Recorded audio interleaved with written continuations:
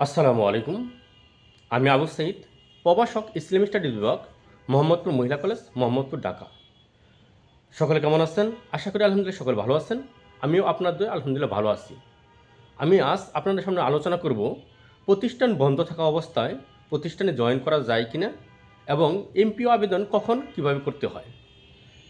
আপনারা ভিন্ন মাধ্যমে আমার কাছে জানতে চেয়েছেন, যেহেতু অচিরেই প্রতিষ্ঠানগুলো বন্ধ হয়ে যাওয়ার সম্ভাবনা রয়েছে, বন্ধ হয়ে যাবে, তাই বন্ধ থাকা অবস্থায় প্রতিষ্ঠানে জয়েন করা যায় কিনা।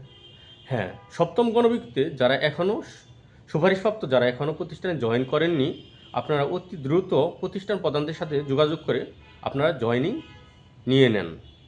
এবং প্রতিষ্ঠান যেহেতু কলেজ এবং মাদ্রাসা 18 তারিখ থেকে বন্ধ হয়ে যাবে বা ছুটিতে চলে যাবে, এবং আজ শিক্ষা মন্ত্রণালয়ে মাধ্যমিক বিদ্যালয়ের হাইকোর্টের নির্দেশ অনুযায়ী পুরো মাস, রমজান মাস প্রতিষ্ঠান বন্ধ থাকবে নাকি খোলা থাকবে বা তার বিরুদ্ধে তারা আপিল করবে, এই বিষয়ে আজকে মিটিং রয়েছে।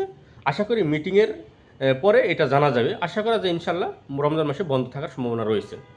তাই স্কুল কলেজ যেহেতু, মাদ্রাসাগুলো যেহেতু 18 তারিখের পরে ছুটি হয়ে যাচ্ছে বা বন্ধ থাকবে, কিন্তু আপনাদের জয়েনিংয়ের ক্ষেত্রে কোনো সমস্যা নেই। আপনার প্রতিষ্ঠান প্রধান চাইলে যে কোনো দিন জয়েন দিতে পারে। সেই ক্ষেত্রে আপনারা বকেয়া পাওয়ার সুবিধার্থে প্রতিষ্ঠান প্রধানকে বলে যদি ফেব্রুয়ারি 1 তারিখ ব্যাকডেটেড দেখাইয়া আপনাদেরকে জয়েনিং দিতে পারে, জয়েনিংয়ের ডেটটা 1 তারিখ দিতে পারে, তাহলে আপনাদের বকেয়া পেতে পরবর্তীতে সুবিধা হবে। তাই আপনারা প্রতিষ্ঠান প্রধানকে এই বিষয়টা অবহিত করবেন বা রিকোয়েস্ট করবেন যেন আপনাদেরকে ফেব্রুয়ারি 1 তারিখ জয়েনিং দেখায়, তাহলে আপনাদের বকেয়া পেতে সুবিধা হবে। তাহলে আপনারা ছুটির মধ্যেও আপনারা জয়েন করতে পারবেন, এতে কোনো সমস্যা নেই। আর এমপিও আবেদন, বিশেষ করে মাদ্রাসার এমপিও আবেদন যে কোনো মাসের 1 থেকে 4 তারিখের মধ্যে করতে হয় এবং ওই মাসেই এমপিও হয়ে যায়। কিন্তু স্কুল কলেজের ক্ষেত্রে যেহেতু বেজোর মাসে এটার আবেদন, তবে যে কোনো মাসে আবেদন করে রাখা যায়, এতে কোনো সমস্যা নেই। আপনার বেজোর মাসে আবেদন গণ্য হয়, বেজোর মাসের লাস্ট দিন পর্যন্ত আবেদন গণ্য হয়। পরবর্তী জুন মাসে এটা শিক্ষা অফিসাররা এটা চেক দেয়।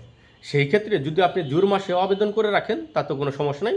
অল টাইম মাউসির বা মাধ্যমিক শিক্ষা অধিদপ্তরের ওয়েবসাইট খোলা থাকে। আপনি চাইলে জুন মাসেও এমপিওর আবেদন করে রাখা যায়। তাই যেহেতু সামনে রমজান বা দীর্ঘ একটি ছুটিতে চলে যাবেন, তাই ছুটির আগেই ফেব্রুয়ারির মধ্যেই আপনারা এমপিও আবেদনগুলো করে রাখবেন। এমপিও আবেদন এবং বকেয়ার আবেদন দুটাই আপনারা এই ফেব্রুয়ারি মাসেই করে রাখবেন।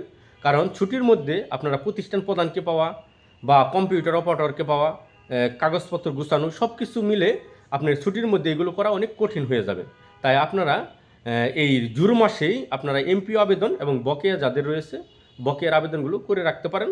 তাহলে আপনারা বেজুর মাসে এটা গণ্য হবে, কিন্তু এখনই আবেদন করা যাবে। আশা করি বুঝতে পেরেছেন। যদি তারপরে আপনাদের কোনো প্রশ্ন থাকে তাহলে অবশ্যই কমেন্টে জানাবেন, আমি পরবর্তীতে উত্তর দেওয়ার চেষ্টা করব। আর আপনারা পরবর্তী কী সম্পর্কে ভিডিও পেতে চান তা কমেন্টে জানাবেন।